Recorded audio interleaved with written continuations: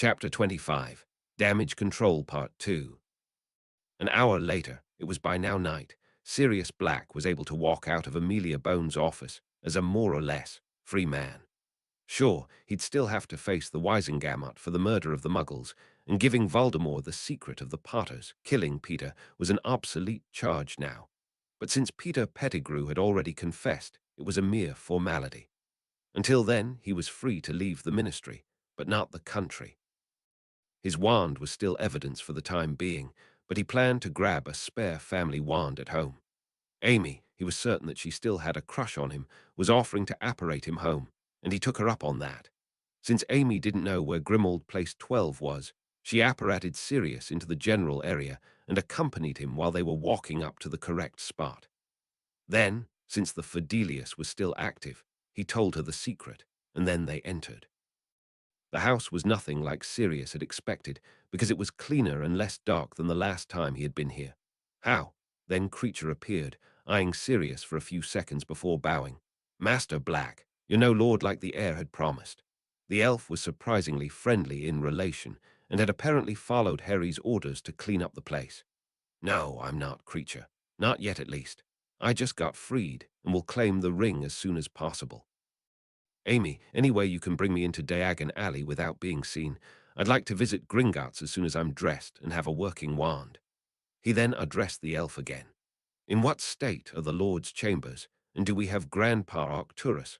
Old formal robes here. My father's won't fit, and the old bastard had no style whatsoever. Sirius had to admit, it took a lot of concentration to not yell at the little creature in front of him, but apparently Harry had changed the little beast to the better. His parents had always used the thing to harm and torment him, but as far as Amy knew, the elf adored Harry for his power and dominance. Maybe when he was Lord, then he could radiate that dominance and power too. One thing was for sure. The pain the elf had caused him didn't come from its own dark nature, but from his parents. After being informed that the Lord's chambers were in an unusable state, and that he would find his clothes prepared there, Sirius thanked. Yes, he couldn't really believe it himself, the little old elf. But before heading up there to dress up, he took Amy with him into a room on the 3rd floor. His father's his office. Arcturus had always lived in the Black Manor in the countryside, not the townhouse. Otherwise that would have been Arcturus' office as head of the family, was a big room with an ebony desk, even more impressive and extravagant than Dumbledore's old one. Shelves filled with probably highly illegal and dark tomes, and a big fireplace. Sirius made a mental note to brighten up the room at least a little bit, but not too much. He was Lord Black after all, or would be soon. The huge shelf directly left from the desk was what he was aiming for, because it was hiding the small armory. Oh yes, the House of Black had more than one in each and every manor. There always was the big one with some medieval armor and weapons, the dragon-scale battle suits and the wizard staffs, which were hardly used these days. Wands were much more efficient, but the smaller, hidden one was always stacked with family wands and high-quality protective gear and enchanted trinkets. Thankfully, he knew exactly where this one was, even without the knowledge coming from the Lord Rings. Many years ago, he had sneaked into his father's office to look for a book about forbidden and forgotten potions they, the marauders, could use for some pranks, when his father entered the room. Since he didn't want to be on the receiving end of his father's anger, he hid behind an armchair while hoping that the old man didn't start working, but left quickly. Thankfully, Orion Black only opened the armory to take out a ring with advanced compulsion protection. He wasn't the Lord, so he had no ring already protecting him. Before heading to a meeting with someone, Sirius hadn't know with whom, and couldn't make that out from his father's murmuring, only the properties of the trinket. Once the old man was gone again, Sirius waited a few minutes, before then trying to find the exact mechanism to open up the hidden room. That wasn't hard, much to his surprise. He was pretty sure that his father had touched a book to open the hidden door, but which one was it? Sirius nearly burst out laughing when he spotted the right book, or at least the one he expected to be the right one. Between all the magical books, there was one from a Muggle author. Even if someone were to sneak into the office to look at the books, no one would take a Muggle book, but rather one of the dark tomes. All the other Blacks hated Muggles. Well, Dromda was obviously an exception, and so was Uncle Alfred, but the principle still stands, so no one would even touch that book. At least that must have been his father's line of thought. Sirius personally thought it was a dead giveaway. Thank God Remus had read Ulysses like a dozen times. Sirius had given up after the chapter which was written like a tragedy. Who wrote something so crazy? Otherwise he wouldn't have recognized it. Now, Sirius was standing in front of the bookshelf again and reached for James Joyce's Ulysses, which then opened the door. He had to look for a suitable wand now. Since his grandfather had died after his parents, and from what Sirius had been able to gather in his own manner, his wand wasn't stashed here. The two blacks had always been so alike in many ways. Siri was sure his wand would be a match, and so would be Reg, but his body was never found. Uncle Alfred's wand was almost certainly not in here. His mother's wand he didn't even dare to touch, but he tried his father's wand. Sure, it worked, but he had to force it to work properly. Just as stubborn as the old man himself. He put that one aside. If there was no better one, he'd take it. After a few more minutes of touching wands and flicking them, the wand of Phineas Nigellus Black was by far the easiest to wield. Vine wood and phoenix feather, 12 inches, flexible, all, the wands were properly labeled. Not only the name of the owner, but its materials and wand maker too. The Lord's chamber was a room which Sirius had never wanted to enter in his life. Despite being the Lord's chamber, his parents had slept in there either way. His mother had been quite ignorant when it came to who the head of the family was. That's why getting blasted off the family tree by her was worthless. She had no right to do that. But here he was. Actually, it wasn't as bad as he had expected it to be, but maybe it had just been Creature cleaning up. As far as he could tell, it was usable. Clean curtains, new bed sheets, and the floor was shining. Then the house elf popped into the room. I hope that you are pleased with Creature's work. We still have a few sets of Lord Arcturus robes. I have cleaned them and put them on the bed. Shall I make dinner, or did you already have it? Oh, please, dinner for two would be great. Correction, Harry wouldn't be too pleased if I wouldn't offer you some too. Some of the things he said about elf mistreatment really got me thinking. Please, you deserve a proper break after all this work. And it was true. When Harry had visited Sirius in Azkaban, and in some of their correspondence afterwards, he had mentioned Lucius, elf called Darby, and how he had been treated. For Sirius, that was no big deal in the beginning. He was used to it, but it got him thinking. And if he wanted to make this place usable, then he'd need all the help he could get. Once Creature had popped away, Siri turned to Amelia, smirking. Well, Amy, I never thought I'd get you into my bedroom. Hogwarts broom closet, sure, we've been there, but the bedroom. And as much as you'd probably like watching me undress, I'm just out of Azkaban, so no fun yet. Could you wait outside for a minute before we go and have dinner? Amelia's reaction was something between a glare and a grin. Then she called Sirius, the same cheeky old Sirius, and proceeded to leave the room. If she was honest to herself, she wouldn't mind if she would start something with Siri again. She wasn't sure if he had been the sole reason she stayed single all those years, but to a degree for sure. Once the war began, things just fell apart. They were both too busy. There never had been a proper breakup, no fight, nothing. It just stopped. And then, when things started to calm down and she wanted to resume their relationship, he got sent to Azkaban. But now, maybe. Against all odds, they didn't end up in bed. Both were so tired they just fell asleep on the couch after dinner, in the middle of the night. And Creature popped them into rooms. He had prepared a guest room for Amy, though the cheeky elf had considered for a moment to bring them into the Lord's chambers together. But he saw that his new master, who tried his best to ignore the pain the elf had caused him and follow Harry's directives in regards to elf treatment, was still fragile.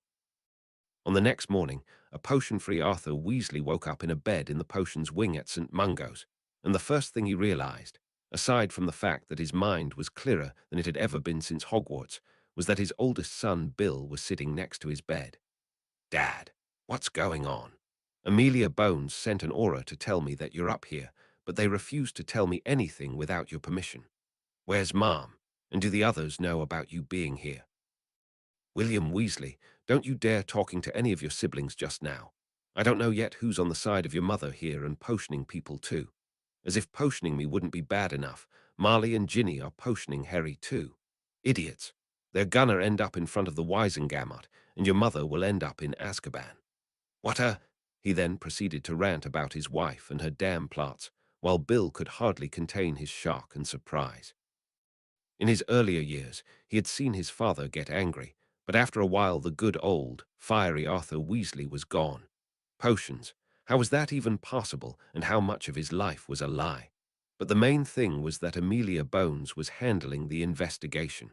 That woman was fair and anything but corrupt. She'd bring out the truth, which meant that he could look out for his father. At the same time, Ginny Weasley was eating breakfast in a ministry holding area, accompanied by a woman from the WCS. Up until now, they were missing the parental approval to properly interact with the girl, though the first impression was that she had been brainwashed into very obsessive behavior in regards to Lord Potter. After all, the girl couldn't stop talking about him in a very interesting way, making it seem like she only loved the idea of the boy who lived, instead of the person, Harry. Once either her father was cleared by the healers or the Wisengamot had appointed a temporary guardian, because her mother would go to Azkaban and it was unclear when her father was well again. They could start getting her some therapy, because one thing was obvious. Ginevra Weasley was definitely not well. Albus Dumbledore was sulking. How could things have gone so horribly wrong? Harry was destined to fight Tom, and with all he had done, the boy should have grown up to be a weak wizard, lacking both confidence and skill, bound by his core bindings and distracted from studying by his best friend Ronald. Then he would have failed against Tom, the prophecy would have been fulfilled, and he could have killed Tom himself. He would have been the strongest wizard in the world, the only one suitable to lead the magical world into a new era, a purer era. This should not have happened. Maybe the Horcrux was taking over. But why would Harry have killed the diary Horcrux then? It made no sense at all. Fact was, if Harry was moving against him, he was against the light, against him, against his plans. Harry was turning dark. He must be. Slowly, rumors started to spread through the old families. Some heirs had already written to their parents in the evening, others in the morning.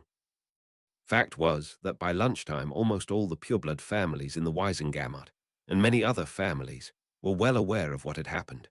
The prophet, not Skeeter though, she was arrested too, only after all the high-priority targets, even issued a special edition, making all of Harry's houses and actions the previous evening public knowledge. In regards to damage control though, barely anything had been leaked. Sure, Dumbledore was in ministry custody after the showdown at Hogwarts, so all could be cleared up, but no mentions of his true crimes or any other arrests. Probably Amy's work. What surprised Harry was the fact that the prophet quoted Dumbledore out of the ministry custody. Minnie mentioned in the morning that Amelia was already working on finding out who had allowed that to happen, where he stated his displeasure in regards to Harry's actions. Something along the lines of he had too much power and no sense of judgment. He is undoubtedly turning dark and taking others with him. Upon reading that, Harry just shook his head. He had destroyed a Horcrux. He had killed a manifestation of Voldemort. And now he was the Dark Wizard. That made no sense whatsoever. Maybe the old fool was getting senile these days, or he was just as evil as Riddle himself, only wanting power, the difference being that he was acting like the good guy. The time at Hogwarts was not getting easier for the duo, especially after this display of power and skill. Every few minutes they had to turn someone down when they got asked how they possessed those skills or if they could train with them. The hardest one was Neville in that case. Sure, he had known that they had trained over the holidays, but that was way beyond their skill set. At some point, his girlfriend, happy that her best friend was more or less back to normal, sure, they had had their differences even before the diary, but that they would have resolved long ago, told him to forget it and accept that those things were obviously way above their league. Luckily, most of the teachers ignored the skill set of the duo too. First of all, because with Remus, Severus, Minnie, and Flitwick, the most important ones already knew the truth. They did meet with Professor Babbling, though, since they wanted to learn more about the techniques she had used. Well, Miss Granger, Lord Potter, it seems like you are much more than one might expect. Minerva already warned me that you might approach me. You have her praise, but that isn't enough. If you want private lessons, you come back after dinner and write an exam in runes so I can judge your skill. Owls or sixth-year exams. The two looked at each other after nearly 2 years of advanced studying, plus Mione's knowledge from the previous timeline. They were now pretty sure which exam to pick. Newt's would be the best, I think. Both for Harry and I shouldn't be an issue. That left the professor flabbergasted. She nodded and sent them away so she could prepare the exams for later. What would the results of those be? Neither Harry nor Hermione had disappointed with their performance, as they both scored nearly perfect scores in the theoretical exams. It was late, and the week had been exhausting. Those had just been imprecise answers, and perfect ones in the practical application. Now Babbling had to devise a lesson plan for what was basically a rune's mastery. She had stopped questioning everything surrounding Potter and Granger by now. Once Sirius Black woke up, the morning after he got freed from Azkaban, he felt good, more or less at least. In comparison to the past decade or so sleeping in the vicinity of Dementors, everything would feel good, sure, but he knew that it was more than that. He was free, he'd meet Pronkslet soon, and he'd be able to ruin the lives of all those who had done him harm. Dumbledore, Fudge, Crouch, Malfoy, and many more. Sure, becoming Lord Black was not really something he had expected, but truth be told, by now he actually wanted it, and all the power that came with the title. He got up, and the first thing he did was to get a hot shower. Sure, there were cleaning charms, but the feeling of a hot shower was so much more efficient, at least psychologically speaking. He then trimmed his beard, still a full beard, just now evenly cut and no longer wild, and cut his hair to be at least even, and stepped out of the master bathroom, back into the bedroom, where by now Creature had prepared a set of dark blue robes, the most exquisite ones he had here. After putting those on and grabbing the spare wand he picked yesterday, he went downstairs, where he could already smell the freshly brewed coffee. Sure, most of his family members had despised coffee and rather enjoyed tea. He did that too, but just not in the mornings. But nonetheless was Creature able to brew quite the good and strong black coffee. Since it was already around 10 in the morning, Amy had left him a note, saying that she had to get some work done, but he should send her a patroness message once he was ready to head to Gringotts. Once he was ready, he thought about the day of Harry's birth, when Lily had put the little boy into his arms and asked him to be the godfather. That thought made Sirius smile and feel enough happiness to create a corporeal patroness, a grim obviously, and send it to Amy, telling her that he'd be waiting for her. 20 minutes later, the head of the DMLE and Lady of Housebones knocked on the door of 12 Grimmauld Place. Only seconds later, the little house elf opened the door and welcomed her. Sirius was actually looking quite dashing, and yes, she winced at the stupid word pun like a very serious man. Definitely Arcturus Black's grandson and heir. She would apparate him into a side alley next to the Wizarding Bank as the news of his innocence, though not yet confirmed by the Wisengamot, hadn't hit the news yet. Thankfully, she had been able to keep the editor, Barnabas Cuff, from publishing any article in regards to yesterday's happenings, except Harry's fight with Riddle. The rest, including the orders she had given in the Great Hall, were protected by DMLE spells, hindering people from speaking about ongoing investigations. Sure, those were only something like minor compulsion charms, way more complicated though, and could be broken. That's why she went to Cuff. He had been relentless at first, but then yielded once she had told him everything, under an oath obviously, and promised him an interview with her, as well as maybe one with Lord Black, if Sirius accepted, which he by the way did. That was why Ciri couldn't yet go out in the open. But with the goblins it was something else. They knew the truth.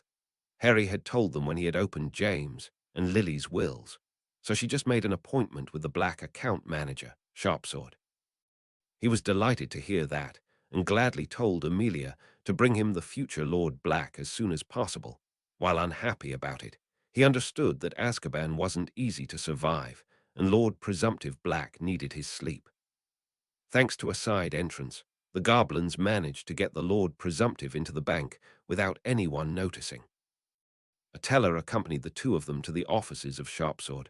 Normally they'd ask Amy to wait outside, but in this case, they needed an adult to participate in the claiming of the lordship, just like with Harry and Minnie. And after an exchange of formal goblin pleasantries, they started with the reading of Arcturus' will. It actually stated that Sirius, and no one else, shall become lord, and that he'd be able to pick an heir of his choosing, but preferably Harry. Seemed like he couldn't stand the Malfoys either. Just a few minutes later, both Sirius and Amelia spoke the traditional phrases to make Ciri the lord of the noble and most ancient house of Black. I, Sirius Orion Black, scion of the noble and most ancient house of Black, hereby proclaim myself the lord of my house, following ancient tradition and my predecessor's will. Amelia watched him slip the ring on his finger and then lifted her own hand, which held her head of house ring. I, Amelia Anna Bones, hereby witness Sirius Orion Black taking his lordship and back his claim. He follows his predecessor's will and is the righteous Lord of Black. What followed was a brief discussion about the finances of the House of Black. Sirius changed his will so Harry would inherit everything, and he tasked a goblin team to rid all the Black houses and manors from dark artifacts, which wasn't cheap at all. With that, they concluded their meeting, and Amy was about to apparate Sirius back home when he intervened. Wait, Amy, do we have a date for the trial set yet?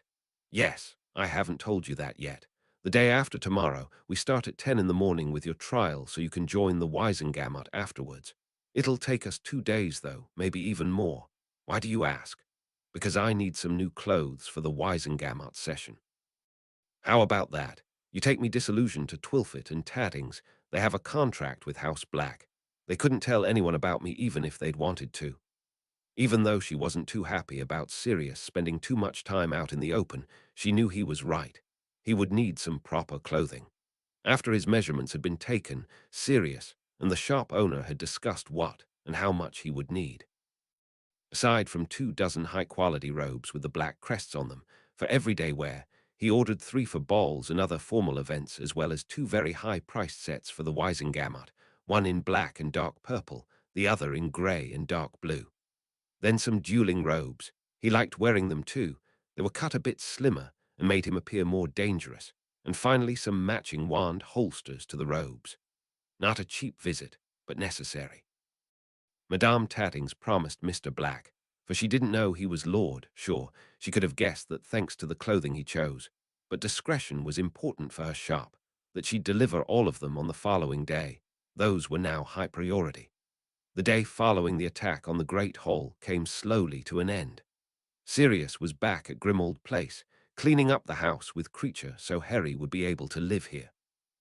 Yes, the goblins would start on the next day, and the elf could have done the rest on his own, but burning and vanishing all the horrible things like the elven heads or the boggarts and darksies everywhere was fun. The most fascinating thing, though, was that now the paintings, including his mother's, were obeying his orders completely. Without picking up the ring, life would have been so awful here. Harry and Hermione's day came finally to an end too, after finishing up their conversation with Professor Babbling. They had absolutely stunned the woman, since their skill in ancient runes was way beyond what Hogwarts taught. Thanks to the Potter Library, they had learned so much, more than most students learned during their 7 years here. They were simply more efficient, higher motivated, and had advanced books at their disposal. And not only that, they also used old school books, since the curriculum a few decades ago had been much more extensive, while the schooling time was the same.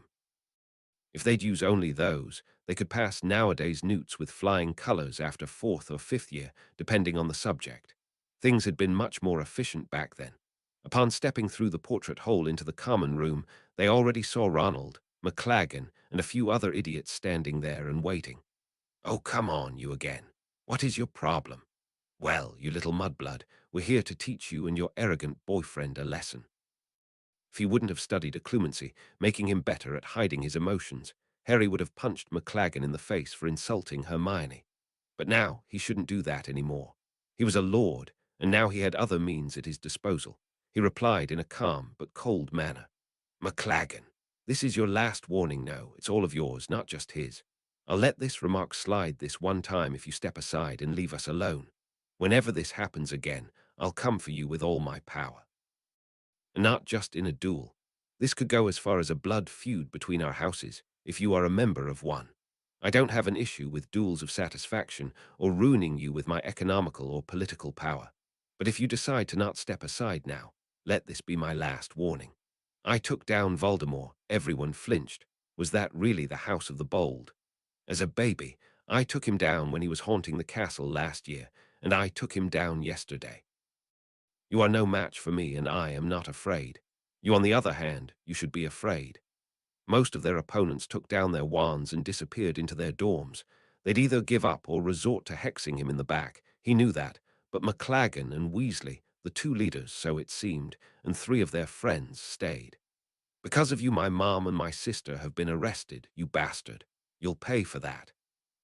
Maione resolved that issue of the screaming redhead with a strong silencing charm, while McLaggen started spouting things like, my father's a lord, and on the Wisengamot.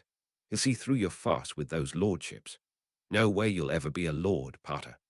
Harry just laughed and told him that his father could try that, and then he just turned around and went into his dorm, Hermione doing the same.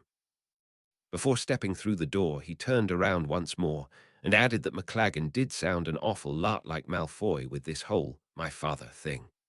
Grinning, he went into bed, putting up even stronger wards around himself and his stuff. Who knew if the Gryffindor dorms were a truly safe place currently?